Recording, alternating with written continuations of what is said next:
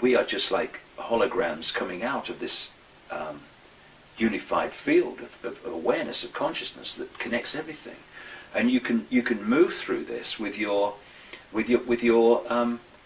sense of awareness. You can move through this field. You can move your point of attention through this field, and so at the moment, because my point of attention is being focused in this reality through this what I call body computer, my attention is here, and so at this point I am sitting in this chair.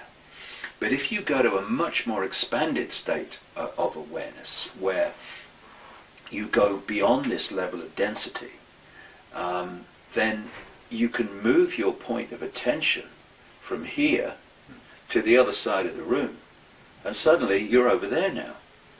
And would there still be a David Icke then? Well, the question is then, what is David Icke? David Icke is an experience that my infinite awareness is having.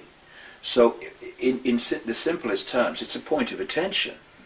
You know, it's another version of moving my point of attention from here to the other side of the room in a higher level of awareness, and suddenly he's just moved across the room. How did he do that? Because he moved his point of attention. And when I came into this reality, just like you and everybody else, my point of attention in my experience became, I am David Icke, born in Leicester in 1952, and you go through his story of that life, and you identify with his story.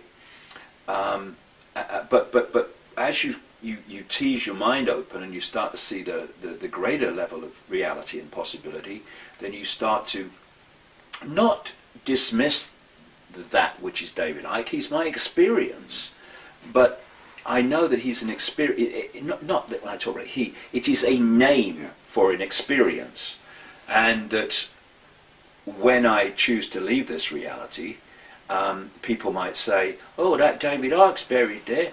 Yeah, no, there's an experience, and the name for an experience is buried there. Like you me, I'm out of here, mate, because I'm eternal awareness, and once you break out of this sense of I am my job, I am my name, I am my income bracket, I am my race, and all these things, then you do start to move into a completely different level of self-perception, self-identity, and continuing the question of what would it be like, or how could it be. It's like that has moved on in a vast leap of expansion of awareness, and therefore we're in a state where we are creating what we want whenever we want it, because when you look at physical things, what are they? It's an energy field of information. That sofa is an energy field of information, just like you are, I am. That glass, it's an energy field of information. If you could see that in its prime state, which is waveform information, like everything else is, it would just be a vibrating field, and it takes that form because the information is encoded to be decoded into that form, and therefore, if you can reach those levels of awareness and therefore potential where you can create those information fields, you can literally create a sofa, a glass, anything in your reality. No shortage. Just no, there'll be no scarcity then, you know, because you can manifest it. And there are some people, as I'm sure you've come across, there are some people around the world. I've spoken to one or two who have actually been through experiments where this manifestation, even in the apparent limitation of this reality now, that they have manifested things out of the unseen into holographic reality. And it's like it's a miracle, but it's not. It's the natural way and the true potential that we should be expressing. So in this world that we're talking about, that is massively beyond the level of awareness and therefore potential and for creation that we are now, then it will be one in which we are manifesting what we want when we want it. There's no need for told what we want. No need for money. No need for money. You know, it's like, I want to buy, I'll give you some money to buy a sofa. And you go, okay. Why would you? It's all right, I got one. Okay, don't need your money, mate. I got one. See it? Do you like it? I thought of it myself. And I know that people coming from this world that we live in now, they'll go, that's ridiculous. That's impossible. It's not. It's the way things were meant to be. It's not that we've not grown into that level of awareness. It's that we've come down from that level of awareness and into a sense of I can't. And the world that I'm looking at, from the question you asked, is one in which all this becomes possible. There's no need to fight someone to get what you want. You can manifest it. Therefore, without scarcity, there's not battles over have-nots and haves. There's not people that dominate others because they've hoarded all the money. You know, it's a completely different world. Can you elaborate on, like the sofa example, like how would things be different? Well, at the moment we live in a world which is basically system generated, where the system decides what we can do and we can't do overwhelmingly. It's trying to do it more intensely all the time. And therefore the people, if you like, are pawns of the system. That they are the manifestation, in terms of the way they live their life, of the way the system has structured this reality, so that people have to be pawns in that structure. The world that I'm looking at, it's a reverse of that. The way society is, or what we call society, is generated not from society to the people, but from individual creativity to the collective. So the collective becomes the opposite of what we have today, which is monumental uniformity. And we live in a world where uniformity has always become,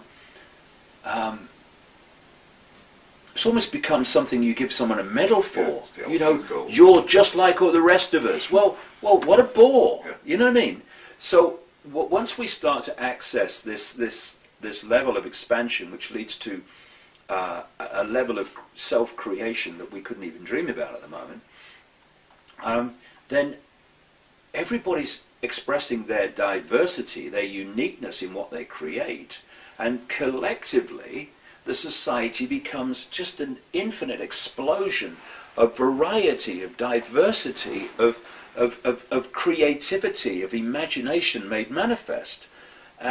Because, you know, I've seen over the years where when you're talking about everything being one, and we're all the same one consciousness and oneness, they go, well, that means everybody must be the same then. You know, just everyone looks the same. No, that's not what oneness means.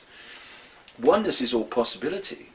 So the more we express uniqueness, the more we express diversity of creativity, of perception, of view, the more we are celebrating all possibility. It's when you come out of that perception of all being one that you move into these bubbles of perception where people do then start to look and behave the same and act the same, because they're in the same bubble of limitation. Therefore, the potential for diversity gets smaller the more your sense of limitation contracts.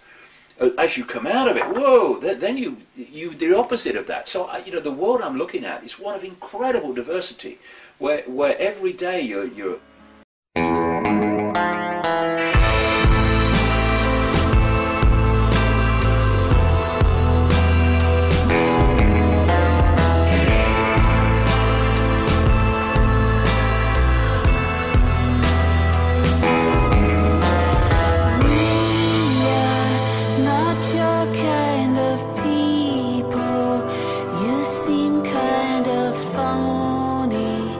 Everything's